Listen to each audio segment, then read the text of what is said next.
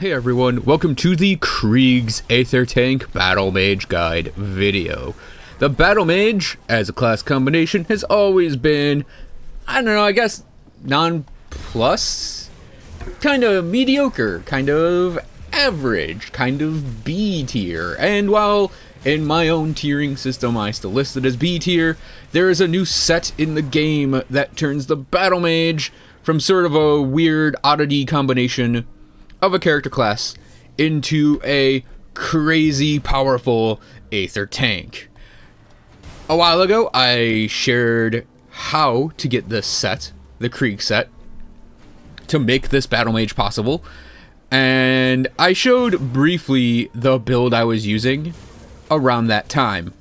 Since then, I have upgraded and changed and tweaked the Battlemage, and now I think I have a build-ready character that could probably use one or more tweaks, honestly, but it handles Ultimate really, really well. So, let's jump in to the skills. On the soldier side of things, we have Warcry at 6 with Break Morale at 1.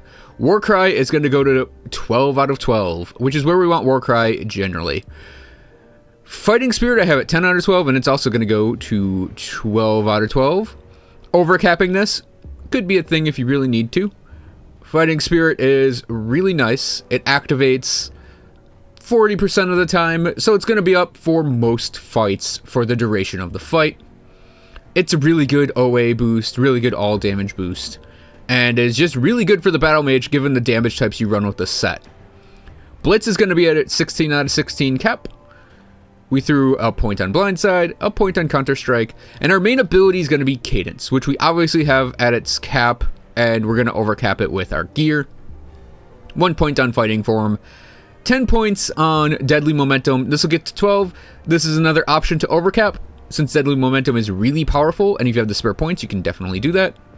I'm running a single point on Mainer's Will, just as sort of a panic button if our health drops really, really low, though I don't know if it's absolutely needed. I mean, it will get benefits from our plus skills, so there's that.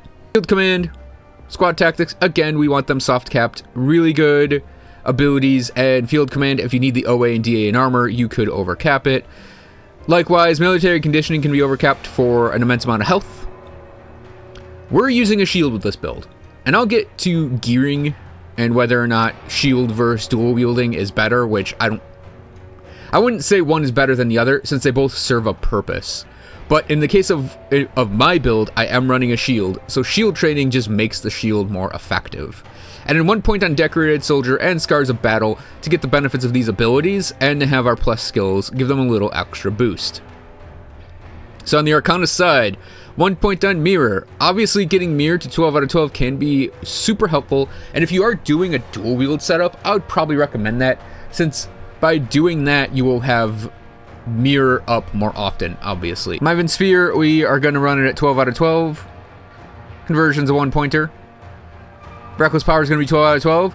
We're using Reckless Power over Oliran's Rage because of the flat Aether damage bonus.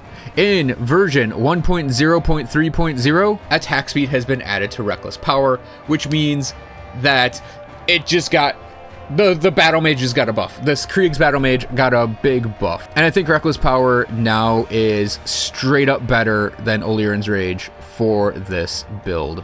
For that flat Aether damage, as I mentioned before, the physical converted to Aether, and the attack speed. My build is running Calidor's Tempest at 16 out of 16. We're using it as a bomb with Wrath of Agarex, and we threw a point on Inferno because we can.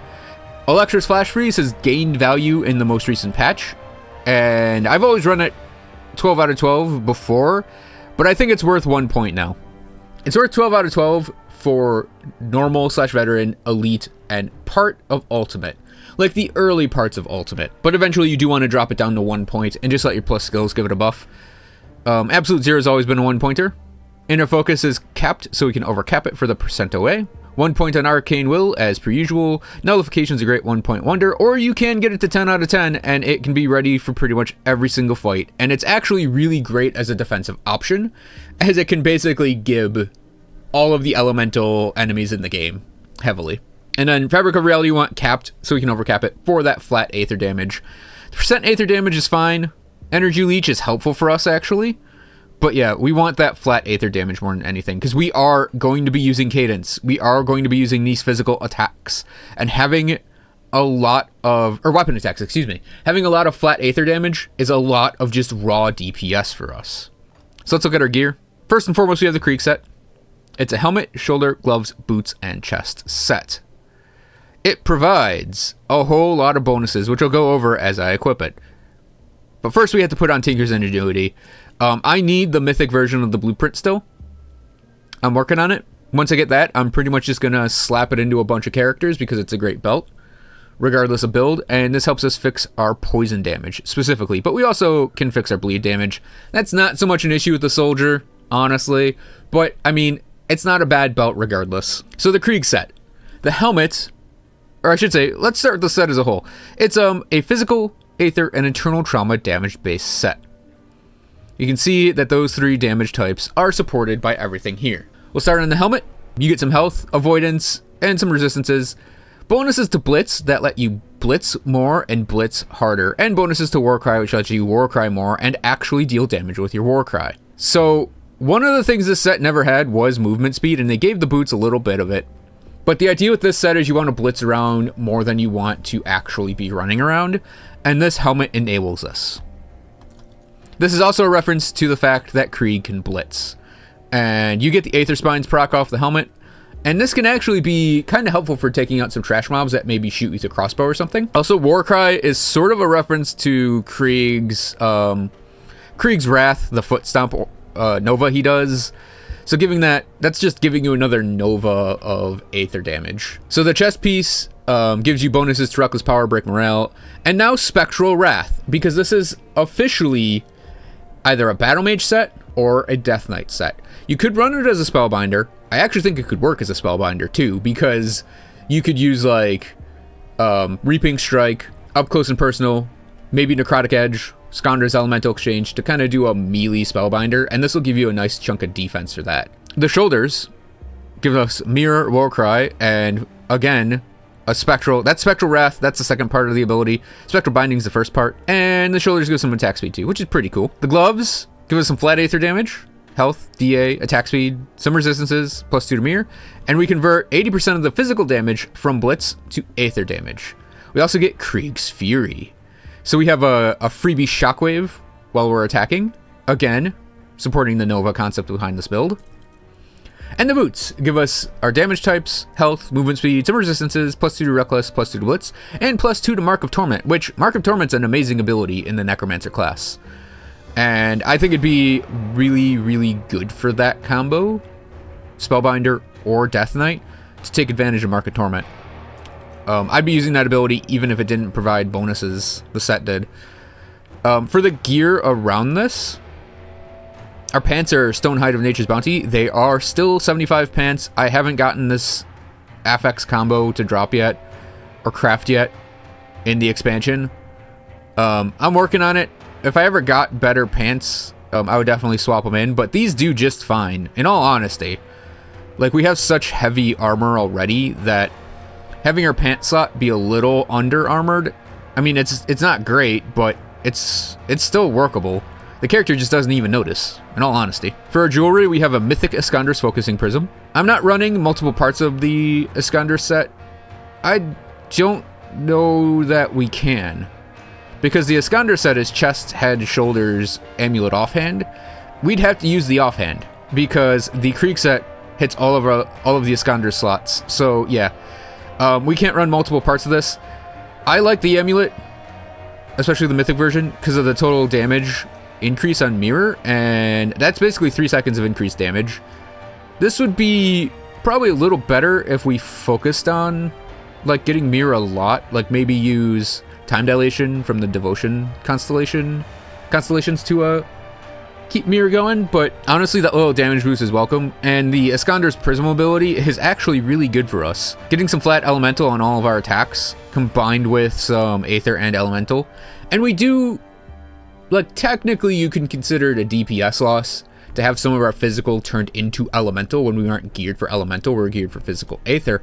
But because like Elemental is not completely wasted on an Arcanist combined class, it's actually not a DPS loss. You'll see when I go and hit a dummy after I get everything on here that our DPS actually jumps way up because of Iskander's Prism and what's it called? Deadly Momentum. We have a Life Giver Signet. I do have a mythic version of this, but it's in use right now. I need to get a second one, but it's straight up just jump on the mythic version. This is actually kind of an interesting thing to go for if you're doing the Death Knight variant of this, because Soul Harvest, and I think it's Harbinger. I don't remember the other ability it gets at mythic level, but I would say that's the Life Giver Signet for a Death Knight is probably a best in slot ring. The Lightbringer's Imperial Ring of Supremacy. I just had this lying around. Honestly, it wasn't like I was crafting for this specific combo, but I think it works fine. I'd maybe consider replacing this with Band of Eternal Haunt, maybe one or two other things, but honestly, I think this works just fine for us. It helps us fix our Chaos Res, gives us some health regen, Physique and Spirit, hits our damages, +2 to Warcry is pretty nice too, reduced freeze duration from being crafted. All in all, a solid crafted ring. Our medal is the Mythic Mark of the Dread Blade. This would go for either version of this, the Death Knight or the Battlemage. The only difference is you get +3 to Reaping Strike instead of +3 to Fabric. Otherwise, it works exactly the same. Really good medal for this class. I'm running a Juggernaut. You may notice it's a level 35 relic. You can run any relic you want. I'm using Juggernaut because of the free heal and the +1 to Soldier and the 5% away. I probably should upgrade his relic at some point in the future. I just haven't gotten around to making a new relic for him. Again, he's fine. You'll see he's fine. It's almost like I'd be going win more if I went for a different relic. I'd want to keep the +1 to all skills and Soldier, but yeah, Juggernaut, it does its job, and it does it fine. Our shield is the Mythical Will of the Living. Again, the shield goes for either the Battlemage or the Death Knight, or even a Spellbinder in this case. All around nice caster shield. I like that it has the skill cooldown reduction on a shield. The Will of the Living proc. I love me some cheat death procs. So this is really helpful for us in that we don't have like Mark of Divinity on, and this will, combo pretty well with having the pop of Maynard's Will, because that's about the same range for their two features that happen. So we'll get damage absorption next to our tiny heal. Oh yeah, and physical converted to Aether is pretty nice given our build. And finally, we get to probably the other thing that's enabling the Battlemage so hard is the Mythical Mind Warp. Now, Mythical Mind Warp, it has the double chance to reduce targets' resistances. You may be wondering why it has both of those. Why not just have it be on one proc? Well, the stacking of these resistance reductions are actually in two different categories. So as a quick aside, there are 3 types of resistance reduction. There's % reduced targets resistance, there's flat reduced target resistance, and then there's -% resistance reduction, I believe is the 3 languages. Now the -% resistance reduction, you can see it on, say, Arcane Bomb here, and this stacks with itself. If you have -% blank resistance, that is always going to stack with itself, no matter where you get it from. If you have % reduced targets resistance, that is its own category, and you can only have one proc of that. So the 24% reduced targets resistance for 5 seconds would not stack with something like this. The 20% reduced targets elemental resistances from the Viper, and it won't stack with Ultos, Hand of Ultos here, because the language is the same. Now the other one is the 29 reduced targets resistances for 5 seconds. So this would not stack with something like Elemental Storm. Where are you? Elemental Storm, because they're the same category. However, on Mind Warp, they stack together. So we now have a 20% chance of either happening or both happening. Really, really good. Especially really, really good if you're dual wielding these. And this is where I'll bring up a gear variation here. So for components, the Seal of Corruption I have here is less about the Seal of Corruption ability, though yeah, it does give more Aether resistance reduction. to me, the biggest thing here is the percent OA. Now let's pop our stuff. Let's turn on our buffs. Our OA without Fighting Spirit is 2651. Without this, we'd actually have much lower OA. So we kind of need to get one of these in here just to get the percent OA. Now we do have, with like Survivor's Ingenuity, some percent OA on our rings. You can run Silvaria's Essence, I think it is, which would give this guy 3% more OA in total, and basically way overcap your poison resistance. But I wanted, like I said, a character who can tank. So yeah, you can see Blood Feast can't crit us and will actually miss us a lot, which is pretty good. Other components that are notable, he has some more expensive things floating around, but for the most part, you can run normal components on him. I mean, he has a pair of Spell Scorch platings, because his like elemental resistances, okay, yeah, I probably don't need those. I could probably go to something else in place of them, but I think at a certain time, his elemental resistances had a little trouble getting fixed up. The only other component I'd recommend for him especially is the Runebound Topaz, and I think this might be the standard ring component now because it just gives a lot of defense to a character. Otherwise, just components, gear what you need for your resistances. Back in his trees, we'll look at him real quick. As you can see, we got our 12 out of 12s everywhere. Cadence is 22 out of 16, which is not too shabby. It'd go up to 24 out of 16 with a second Mind Warp. Oh, and by the way, Mind Warp, I think, would also be the weapon of choice for the Death Knight because of the Spectral Binding bonus. We're only 4 points away from getting it to its ultimate cap, but I don't really think that's entirely 100% necessary because we'll deal a lot of damage regardless. So yeah, we got our overcap here, and everything else is at cap pretty much. 4 points off on that mirror being to its soft cap. So it actually has a fairly respectably quick recharge going on. Stats, we're mostly running physique, obviously. 66 there. I think he still needs his secret path or hidden path. So I'd put the remaining points just on physique.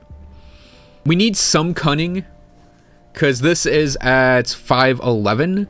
So I am a little over that, but I went with 25 cunning just to make sure in case I swap out gear or constellations. And then the spirit is mostly in case I wanted to run a caster offhand. So for our devotion, I went with a tanky spec. You can go DPS, you can go tank. Both are legitimate options here. I'll show you guys the tanky version and I'll maybe say a few words on a more DPS-y version. But first and foremost, the pattern we go pretty much with any Aether character, at least for any of my Aether characters. You do Primordial Crossroads, hop over to the Imp, grab up the Hawk, hop up to the Widow, respec that point from the Crossroads. That gets you Aether Fire, which we put on Krieg's Wrath. Don't worry, I'll show you Krieg's Wrath. That's the set ability you get. Cadence is producing our Arcane Bombs, as you would expect. And then my tankiness. So I definitely wanted the Toad, by the way. The Toad is flat Aether, percent Aether, and that attack damage converted to health. Just so we can have a little extra bit of that. And it's pretty much on the way to everything else we're doing. I mean, it doesn't hurt anything else we're doing. Anyways, yeah. We're mostly going in the primordial order places for our tankiness. Tree of Life being the best tanking ability in the game, in my opinion. I mean, pretty much every... Like, we have 1 second where we're not getting a massive amount of health regen, energy regen, and pretty much every 9 seconds we get a big heal. So this will keep us upright in addition to our other gear, like gear and stats and all that. Tree's really good, too, for just generating health. I've also got Obelisk of Maynor with Stone Form. Almost complete. I don't care about the retaliation node here. This is another thing that'll keep us alive as it pops. So pretty much in conjunction with this, we have damage absorption. And we basically can't get poisoned or bled because we also run Dryad's Blessing. Again, that's another health restore thing. So between Dryad's Blessing, Healing Rain, our Lifesteal, our Shield, Stone Form, and our natural defenses, our Gears defenses, we don't take damage. We really don't. Like I said, there's one enemy that actually hurts this guy, and it's Grabba, and Grabba hurts everyone. So, yeah. Pretty solid character in terms of defense. For a more DPS-y variant, I honestly don't exactly know what I'd go for. You pretty much want arcane bombs, and I think you could really do anything else. If you're doing a two-handed version, which is entirely possible, you definitely want the Kraken. You'd maybe want to head up to Spear of the Heavens, just because of the giant Aether nodes up there. I'd also maybe recommend the Phoenix. You'll get this extra Aether damage on your character when it pops. Yeah, actually, I don't know how I'd take this for more DPS over tanking. I really don't. Because there's a lot of elemental stuff going on in, like, the higher end southern constellations on the map. I mean, maybe you could get the Fist of Fire. That would probably combine really well with what you're doing. So I guess that covers all of the stats and stuff. So we're going to find some targets to kill. I'm going to try to hunt down Fabius and the Iron Maiden. And I'm just assuming this character's going to be able to take him down. Yeah, so let me just run through crown these guys real quick. And I may go and run through Malmoth just to show this too. That we'll take some damage here and there, but for the most part, we aren't going to get hurt.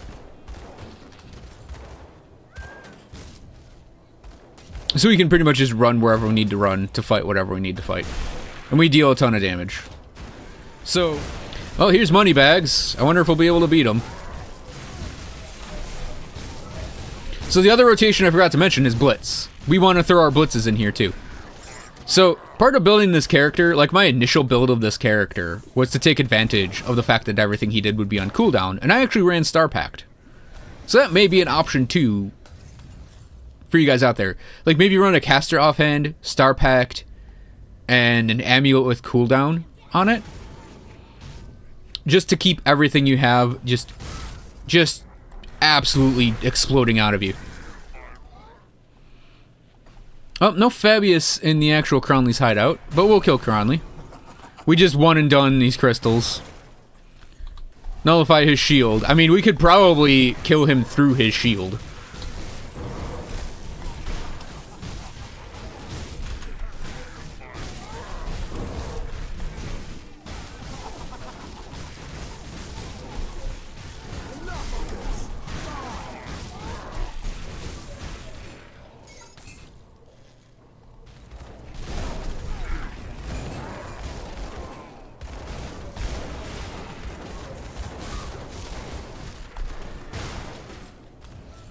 I think he's right here. He is.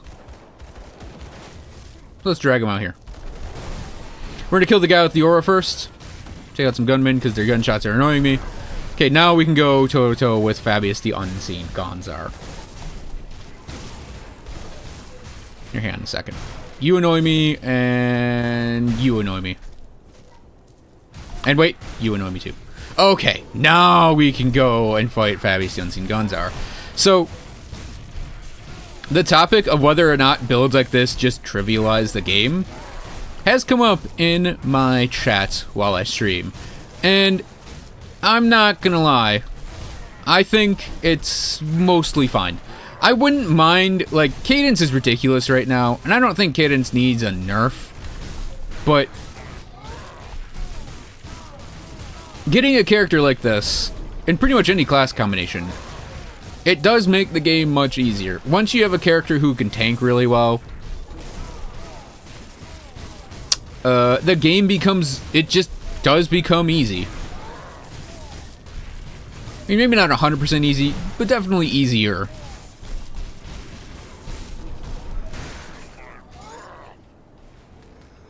Thanks, Fabius. But I think it's kind of like a character earns that. Like, they earn the ability to make the game easier for themselves. If that makes any sense. It's not like this is 100% like brain dead easy. It's very close to it, which is kind of why I call cadence builds, like the brain dead cadence build, but you still have to know what you're doing to build your defenses up. You have to know what you're doing with your gearing and your build. So it's kind of the reward for making a good character, is the game gets easier. Now, as I run through the Tomb of the Archon of Battlemage... Oh, here she is. That was kind of perfect, Iron Maiden.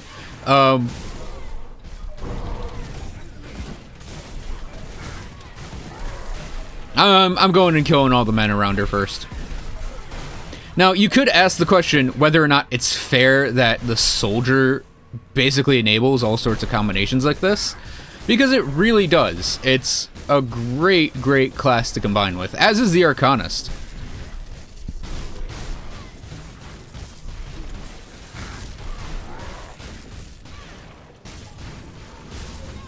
But,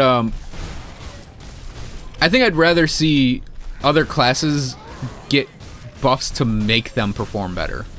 And I think a lot of the classes, like, on their own, provide enough benefits to another class in combination that most of the class combinations in this game are buildable and good.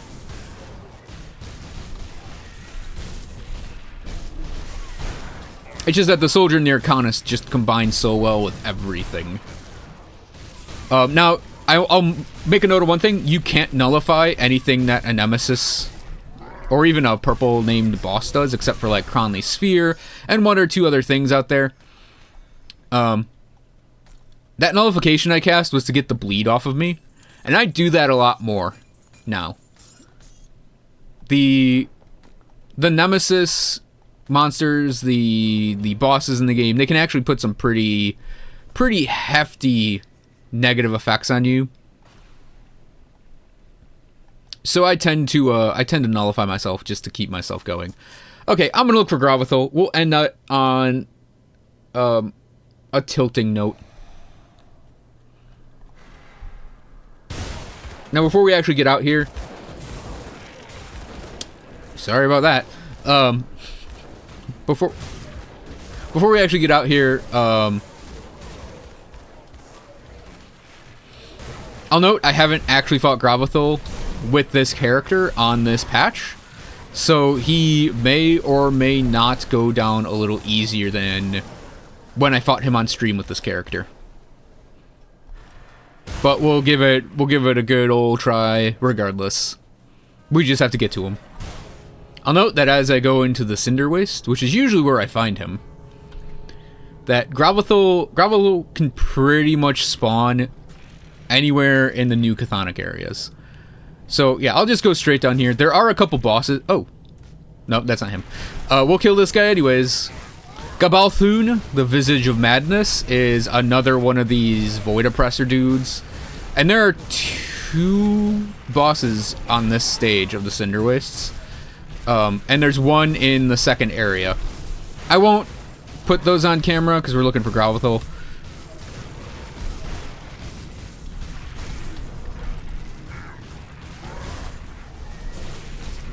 Okay, yeah. That aura these guys put on you that reduce your max health, I don't think you can really dispel it with nullification consistently. You can remove it temporarily, though.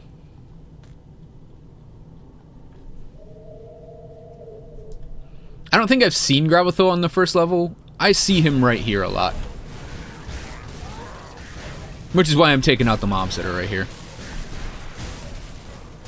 I fought him in Morndale, the area between, is it Lone Watch and Malmoth, and I fought him here in the Fringes of Sanity, and I fought him in the rift you go into between Ogden Bog and Morndale. He should, if he's here, he'll pop up right here.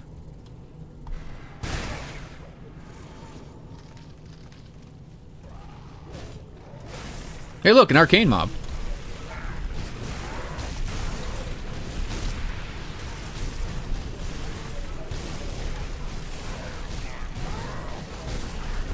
Again, that was me casting nullification on myself because I saw a bunch of debuffs on me. So I was like, you know what? I'll hit myself with this just in case we get nullified, which didn't happen.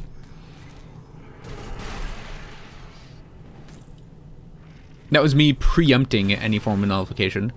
So yeah, Grabbathel's not here, so we're gonna head back up to the middle level and just check it out. Then I'll go back to Morndale and wander on Morndale. I actually kind of hope he doesn't. I hope he pops up in Morndale, because I really don't want to run through the entire rift and fight Akat'Zul just to get Grabbathel. I'd consider restarting the game. Okay, I reloaded the game. We're in the fringes again, and we found him. Basically the same path I took to get here.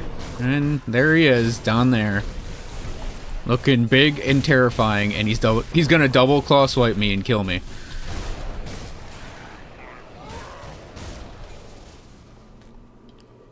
I just want to make sure everything's dead around here, because he's Grabbathel. Even with the retuning of the Ashes of Malmoth content, he's still Grabbathel. So yeah, you can see him right down there. Grabbathel the Void Drinker. He is one of the Void Oppressor class, one of the new monster types. His name comes from one of the developers, as all the Nemesis spawn names do, and Grabba does some of the live streams for Crate. Well, there's that double claw swipe. Gonna nullify myself. Still standing in his drink. So I am gonna try to kill all the crap that's around him, and hope he doesn't double claw swipe me. Now Grabbathel can nullify you. That he can basically do everything to you. He can nullify you. He can stun you. He can disrupt your skills. He puts debuffs on you. He lowers your maximum health, and he has a aforementioned double claw swipe. So I'm kind of hoping he hits me with. There it is. That deals a massive amount of damage, even to this character. So we're going to run away again. Nullify ourselves. So if you run away too far, that's what triggers his nullification. Let's see if he can do it. God damn it. I really didn't want another mob coming after me, so we're going to run away again.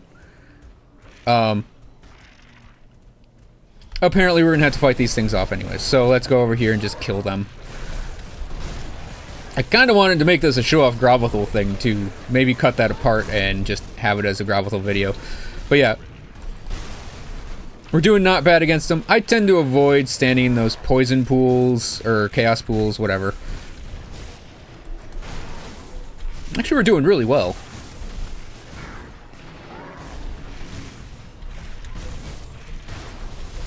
Here, I'm going to run away, because I want him to do his nullification stuff. He shoots out these pink orbs. He apparently has the run cycle of a Mario brother. Those. So those pink orbs, if those hit you, they will nullify you. But you can actually get terrain in between you and them and stop them. Yeah, as you can see, we're also fumbling, which we can't avoid, obviously, because that's fumbles. So yeah, Grabbathel, he will essentially, like I said, do everything to you. He'll make you fumble, he'll nullify you, disrupt your skills, stun you. I think we got him, though. Yeah, this is much, much easier than what it was before. If I remember, I'll go find footage of that, and, basically show this guy, show this Battlemage get shredded apart by Grabbathel.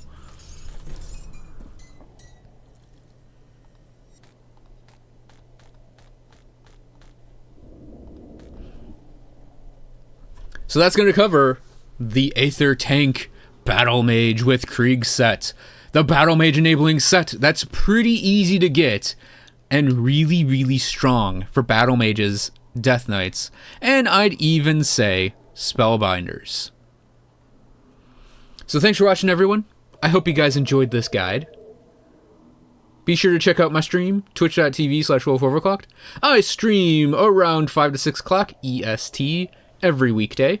Usually I play Grim Dawn. Sometimes I'll work in more video games. Sometimes I'll even draw stuff. So thanks for watching again, and I will see you guys next time.